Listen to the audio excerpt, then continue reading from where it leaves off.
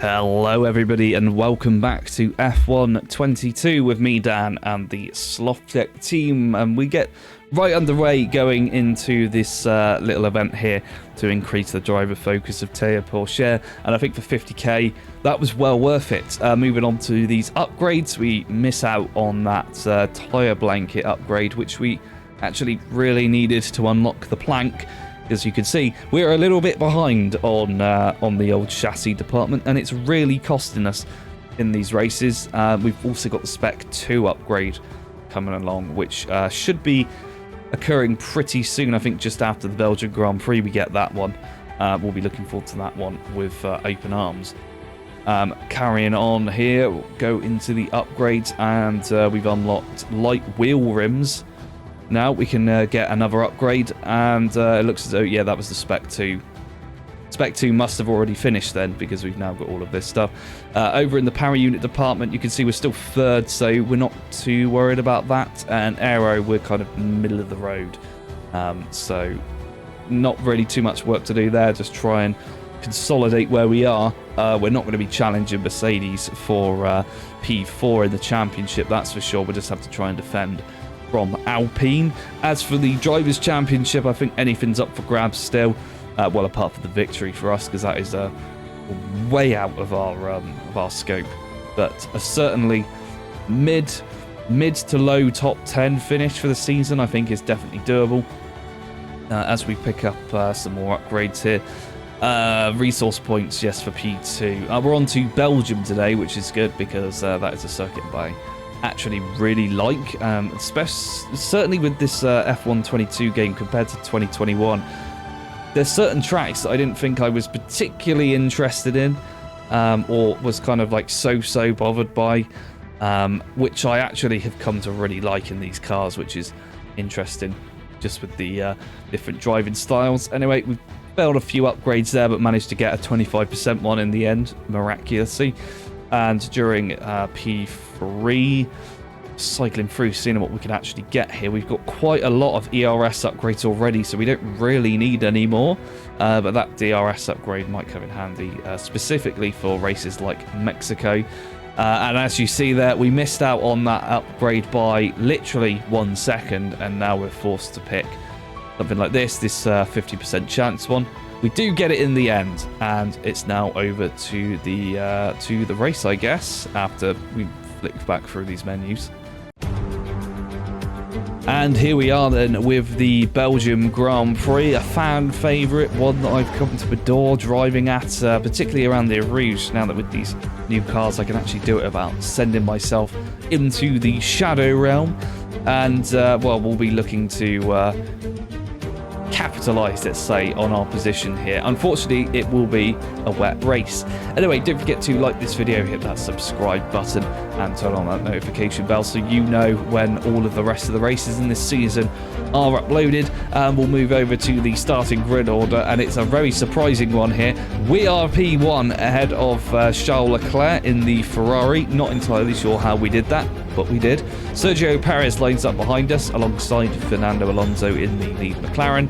Then we have the two teammates Lando Norris and Max Verstappen on the third row. Then we have Carlos Sainz, he lines up alongside George Russell. And rounding out the top 10, we have the two Alpines of Lance Stroll and Esteban Ocon. Further down the order, we have Lewis Hamilton, who just missed out on the top 10. He's alongside the AlphaTauri of Pierre Gasly, followed by Kevin Magnussen and Yuki Tsunoda in the other AlphaTauri. Behind them, we have Alex Albon. He lines up alongside Robert Schwartzman. And then behind them, we have Oscar Piastri in the other Haas, alongside the other Alfa Romeo, Daniel Ricciardo. Then we have Teo Pourchaire lining up on the penultimate row alongside Mick Schumacher. And finally, it is, of course, Nicholas Latifi and Zhou Guanyu. Well, here we go then, and listen to that. We've actually got sound back after 3 races without it, because I fixed the audio. And away we go from P1. It is, of course, absolutely hammering it down as it was in Hungary, which isn't a good sign for us as the camera weirdly pans in on us. But at least in this race, we do have assurances from Not Jeff that it is going to be changeable conditions, so we'll have to watch out for the best opportunity to come into the pit lane and get onto the intermediates. You can see just how flaming wet it is out there as we go sliding up Eau Rouge. We are running a dry setup again, so as you can tell, I haven't learnt my lesson from Hungary, but on this occasion it did pay off quite nicely, and I think if this had been a dry race, then we'd easily be able to beat everybody to the finish line here. Unfortunately, though, we have to settle for the ice rink, which is the wet tyres and this hideous weather. Coming down the hill now, Sergio Perez and Charles Leclerc swap positions behind us, or once again swap positions. They are having a nice little battle there, and well, it's doing us quite nice because we've now managed to pull a nice 1 second gap over them as we slowly drift around the downhill section, coming up towards this fast chicane. Still half a second gap between us and Perez, which is nice to see, but it probably won't last in these conditions. Here he is, he's actually caught right up to us already as we come round, approaching the end of lap 1. We're actually going to get fastest lap, I think, for the first time, well, at least for the first time on an opening lap, that is. Sergio Perez and Charles Leclerc looking racy behind us as we come shooting round Blanchimont into the bus stop chicane just up ahead. We run quite wide there, and Sergio Perez is going to have a look. He's sniffing around the back of us, and we actually lock up there going into the bus stop chicane and have to settle for a position alongside Fernando Alonso as we approach the start of lap 2. Unfortunately, not able to complete a lead lap there, which is a great shame, but we'll have to live with that for the time being. Our teammate is actually progressing a few places up, which is nice to see as well. Anyway, rejoining on lap 4, approaching Blanchimont, we've got Fernando Alonso absolutely ramming his nose up the behind of my car right now, having a good old smell, I don't doubt. And there is the radio message from our Not Jeff race engineer. He's saying that we need to think about changing tyres. And to talk of the devil, Sergio Perez comes in as Charles Leclerc sets the fastest lap.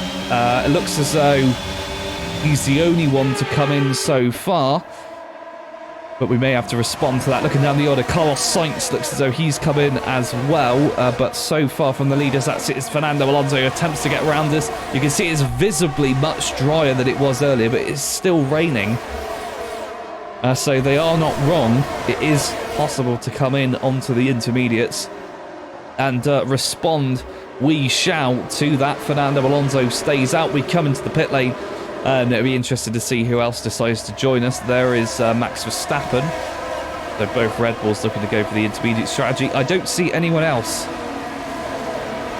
No one else seems to be coming in, so it's 3 cars, 4 if you count Carlos Sainz and potentially any other backmarkers, against the entire grid on full wets. It looks as though they may go for the entire distance, or they may pull some incredibly Ferrari strategy near the end of the race for absolutely no reason. We'll have to see. Anyway, there we are, coming out of the pit lane, 5 seconds behind Sergio Perez, and Max Verstappen behind us. And as we rejoin on lap 7, you can see now we've managed to get the gap down. Sergio Perez progressing nicely up the field, and we are approaching the back of the Haas of Oscar Piastri, who is, of course, a rookie in this season. End of the Camel Straight. There's Joe Guan Yu as well, a man notorious for slowing down the entire field after they come to the pit lane, and in the Aston Martin. Much the same was Sebastian Vettel in the last season, if memory serves me correctly, and Lance Stroll. As we come round, there we go. 1 position gained from Oscar Piastri there. Sergio Perez not made any progress getting past our teammate. Max Verstappen gets past Piastri as well. And further back, Carlos Sainz, assuming he was actually changed onto the intermediate tyres, seems to be doing an okay job, but he did have a lot of ground to make up compared to us.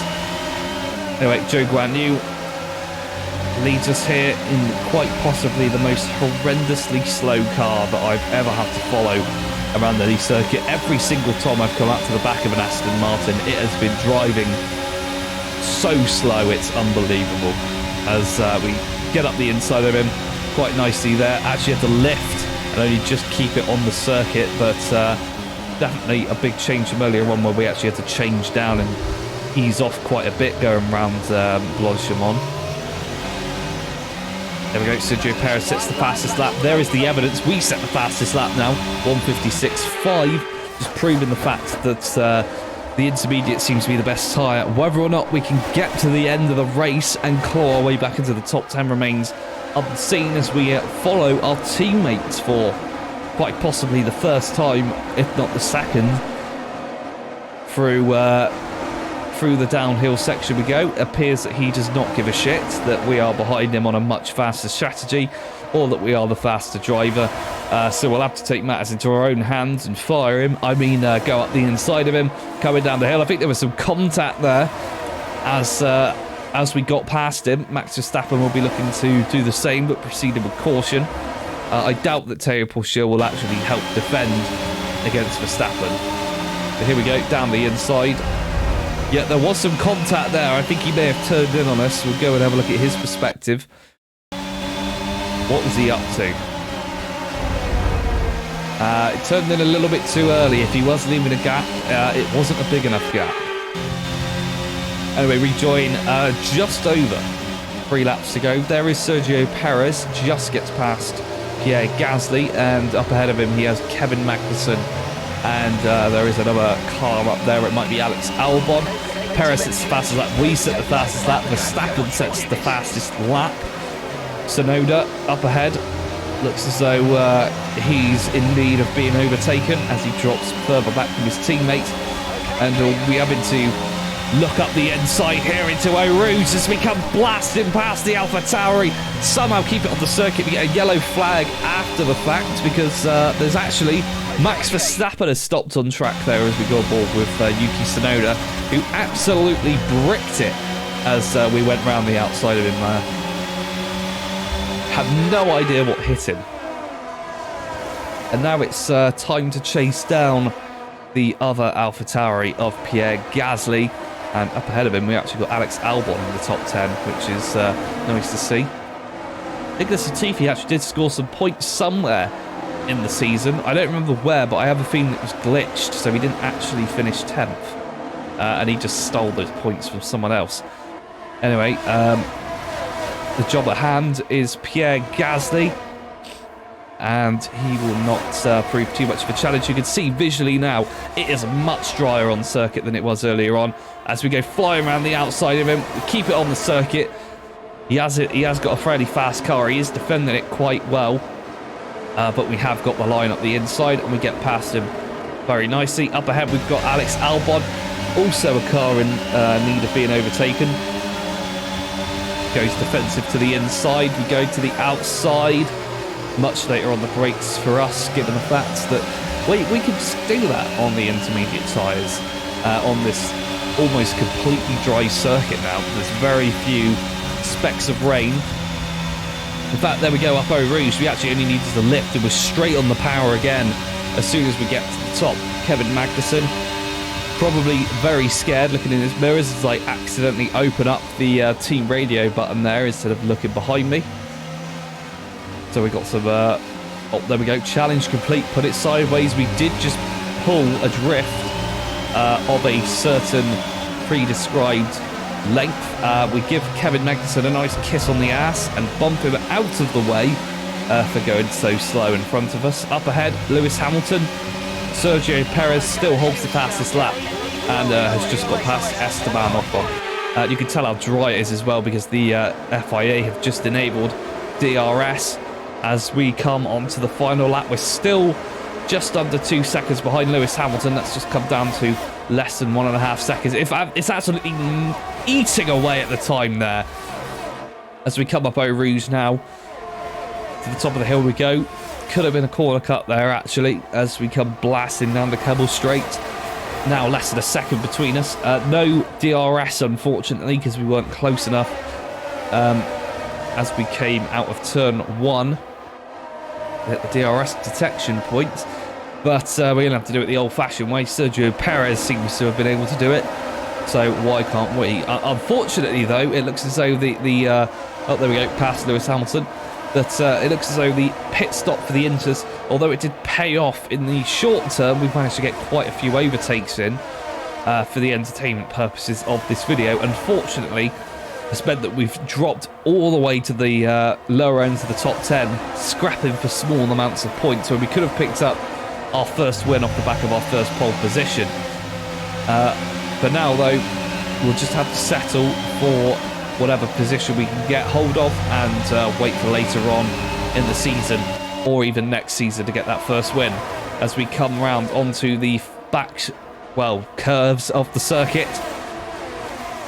Up to the back of Esteban Ocon. We're going to go round the outside here into Blanchimont. Great overtaking place there. We stick it to the road. Will we be able to get past Lance Stroll without him blowing us up into the shadow realm? No, we can't. Unless we can get an absolutely perfect exit out of the final corner. No, we can't. And we'll cross the line P7 off the back of our first pole position. Not the best of results, dropping all the way down to 7th from that.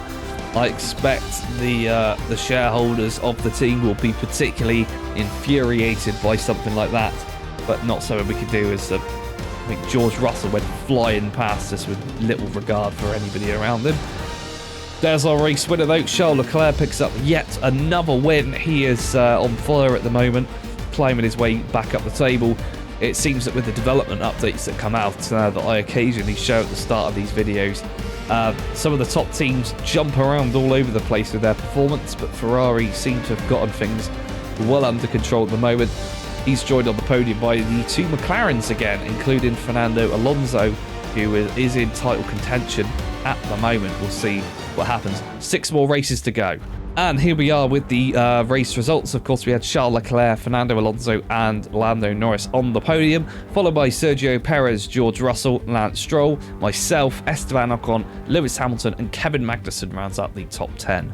This means over in the Drivers' Championship that Charles Leclerc remains at the top of the table, but now he's still ahead of Fernando Alonso and Lando Norris as Max Verstappen drops down to 4th, ahead of George Russell, Sergio Perez, me, Carlos Sainz, Lewis Hamilton and Esteban Ocon. Further down the order we have Lance Stroll, Yuki Tsunoda, Alex Albon, Kevin Magnussen, Pierre Gasly, Daniel Ricciardo, Oscar Piastri, Nicolas Latifi, Teo Pourchaire, Robert Schwartzman, Mick Schumacher and Zhou Guanyu. And over in the Constructors' Championship, McLaren remain at the top of the table ahead of Red Bull and Ferrari. Then we have Mercedes ahead of Slothz, who are in 5th. Then it's Alpine, AlphaTauri, Williams, Haas, Alfa Romeo and Aston Martin. That's all for now. We'll catch you in the next one.